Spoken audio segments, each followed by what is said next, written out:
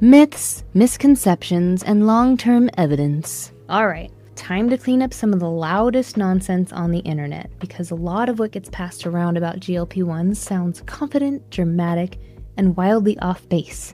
Let's separate what the research actually shows from what just performs well in a comment section. Let's start with the classic, it's the easy way out. This one gets thrown around so often it's basically background noise. But managing a medical condition is not a character test. We don't call insulin the easy way out for diabetes. We don't tell someone on antidepressants to just try harder at being happy. We don't shame people for taking thyroid medication when their thyroid isn't doing its job. And we don't side-eye someone for using an inhaler during an asthma flare or taking ibuprofen for a headache instead of powering through.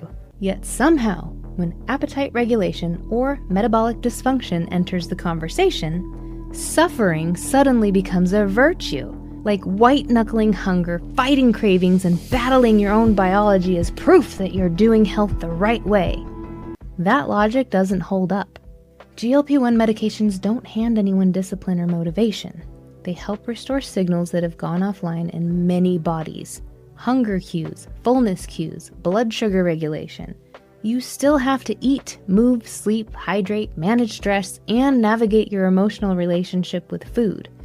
The difference is that your body isn't screaming contradictory messages the entire time. That's not laziness, that's physiology finally cooperating. I get heated about this, Des. And if this were truly effortless, everyone on these meds would be breezing through life without side effects, setbacks, or work. That's not what happens. These medications require medical oversight, patience with dose adjustments, lifestyle support, and often emotional work. If that's easy, we've completely lost the plot. Okay, next one. It's new, we don't know the long-term effects. This one sounds responsible, but it's not accurate. GLP-1 physiology has been studied since the late 1980s. The first GLP-1 based medication was approved in 2005. That's 2 decades of real-world use and large-scale data. What's new isn't the science, it's the visibility. Newer drugs like semaglutide and tirzepatide are refinements of an existing class, not some untested experiment. Okay, here's another dramatic one.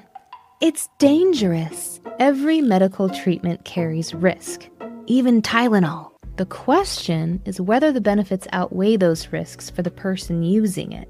When prescribed appropriately, GLP-1 receptor agonists have some of the strongest safety data in metabolic medicine. We're talking lower rates of heart attacks and strokes, better kidney outcomes, and improved survival in high-risk groups. If we want to talk about danger, untreated diabetes and long-standing metabolic dysfunction are far more destructive than the medications used to manage them. Okay, here's another favorite.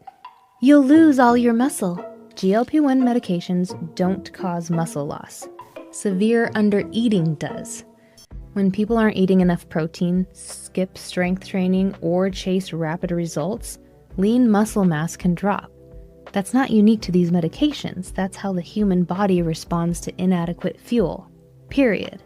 When protein intake is adequate and resistance training is part of the picture, most of the weight loss is fat mass and body composition often improves. Better insulin sensitivity also helps muscle tissue use nutrients more efficiently, which is the opposite of muscle wasting. And right behind that fear is another one I hear often. Okay, but what about my bones? There's a persistent myth that GLP-1 medications destroy bone or pull calcium straight out of your skeleton. That's not what the research shows. These medications have not been shown to directly damage bone or deplete calcium. What does sometimes show up is a small change in bone density that can occur with any significant weight loss, regardless of how that weight loss happens. Bones respond to load.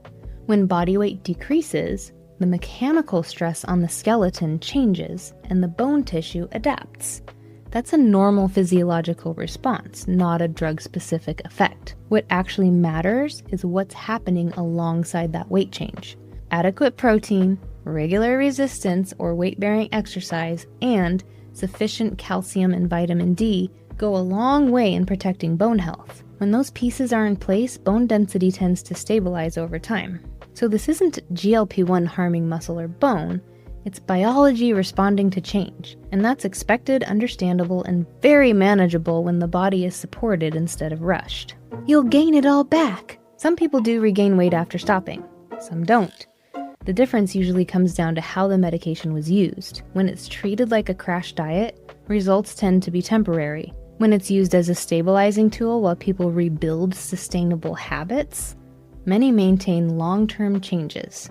This isn't about performance versus failure, it's about whether the underlying system was supported or just temporarily suppressed. It causes thyroid cancer. The warning comes from rodent studies involving extremely high doses and a very rare type of thyroid cancer. That link has not been demonstrated in humans. Caution is still appropriate for people with genetic risks, which is why the contraindication exists. For everyone else, this fear gets repeated far beyond what the evidence supports. It causes blindness. GLP-1 medications do not cause vision loss in healthy eyes. What's been observed is a temporary worsening of pre-existing advanced diabetic eye disease in some people whose blood sugar dropped very quickly after years of poor control. That risk isn't unique to GLP-1s. It's something clinicians have seen for decades with insulin and other treatments that rapidly improve glucose levels. In other words, it's a monitoring issue, not the medication damaging eyesight. That's why eye exams are recommended for people who already have diabetic retinopathy, especially during early treatment. Context matters. It's just for rich people who want to be thin. This one hits a nerve because access is a real problem. Cost, insurance barriers, and shortages create frustration. But that frustration shouldn't get turned into misinformation. These medications are approved for serious medical conditions. The issue isn't that people are using them. It's that too many people who could benefit can't access them. And finally, you'll be on it forever. Maybe, maybe not. We don't tell people to stop blood pressure medication once their numbers improve. For some, long-term use makes sense. For others, it's temporary support while their metabolism stabilizes. The goal isn't dependence, it's regulation, and both paths are valid. The long-term data support all of this. Large trials like LEADER, SUSTAIN, REWIND, and SELECT don't just show changes in weight or glucose. They show fewer cardiovascular events, slower kidney decline, and improved survival. These medications affect multiple systems at once, especially the ones that tend to break down together. So when someone says it's willpower in a syringe, it's worth remembering that willpower doesn't improve kidney filtration, protect blood vessels, or lower cardiovascular risk. Biology does. Using medical support for a medical condition doesn't make someone weak. It means they're paying attention.